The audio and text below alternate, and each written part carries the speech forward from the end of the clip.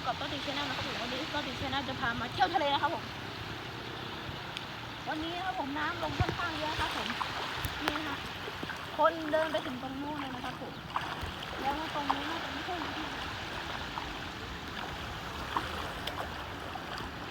คนนี้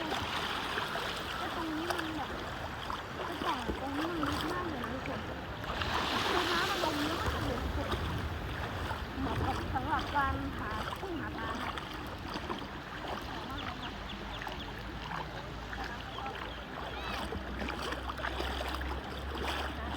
เดินลงไปไม่ลึกเลยนะทุกคนแค่หัวเข่าเองนะ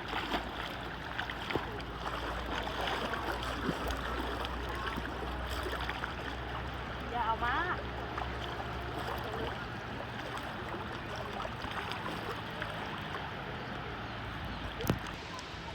ตอนนี้นะทะเลมันลงค่อนข้างลึกนะครับผมเดินแทบไม่ได้เลยอะทุกคนผมเดินไม่ได้เอ้ยทุกคนครับถึงทรายแล้วทรายอยู่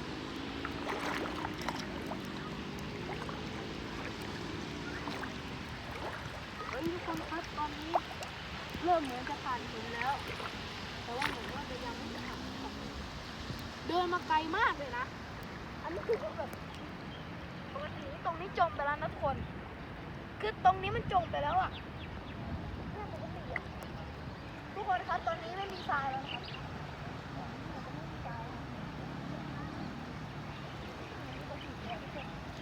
ดูดิมันลึกเลยอ่ะมันลึกมากดูดิทุกคน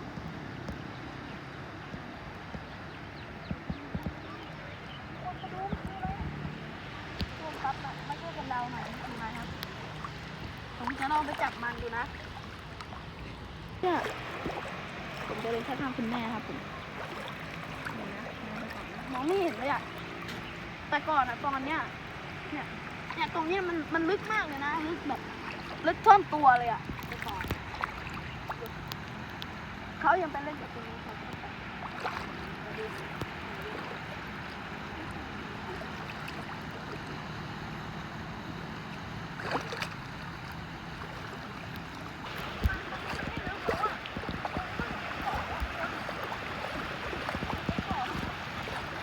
จากที่มันลึกเนี่ยมันเป็นบ่อ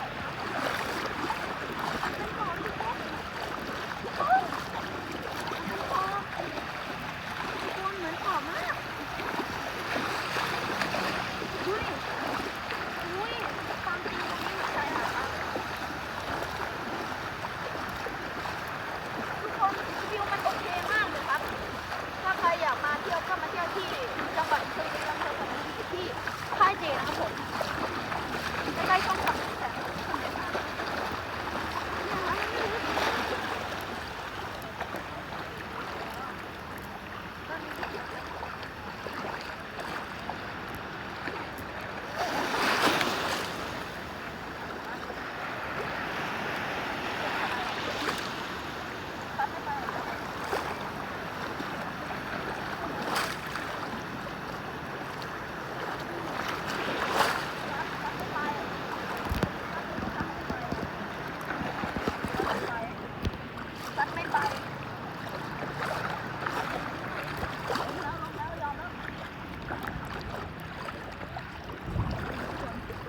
นั่งได้เลยอ่ะคือแบบมันนิ่มมากเลยอ่ะเนี่ยทุกคนมันนิ่มมากเลยเนี่ยถ้าเกิดทุกคนจะมองแบบนี้ภาพที่สวยมากมันสวยไปต่อผมร่วง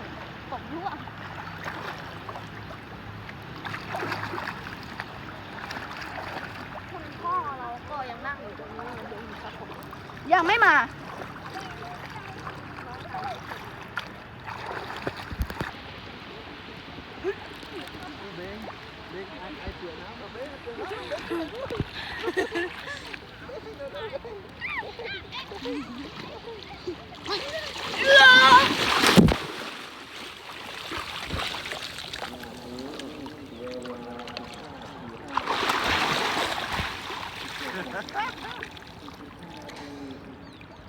1745นะเล่นน้ำครับ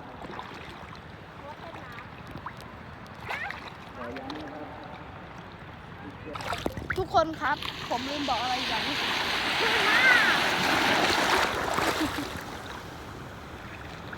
เวลา 18:00 เขาจะเลิกเล่นน้ำนะครับผม เขาจะมีแบบพี่ตรงนั้นเขาประกาศอยู่นะครับผมว่ากี่นาทีจะหมดเวลานะครับผมนะ นี่ก็ใกล้จะหมดเวลาแล้วรอบนึงสาดตากล้องบ๊ายบายครับผมขอตัวไปเล่นน้ำก่อนนะครับ เดี๋ยวไว้เจอกันที่คลิปหน้านะครับผมตอนนี้พ่อผมก็มาแล้วครับ มาแล้วนะครับผม สวัสดีครับ บ๊ายบาย เย้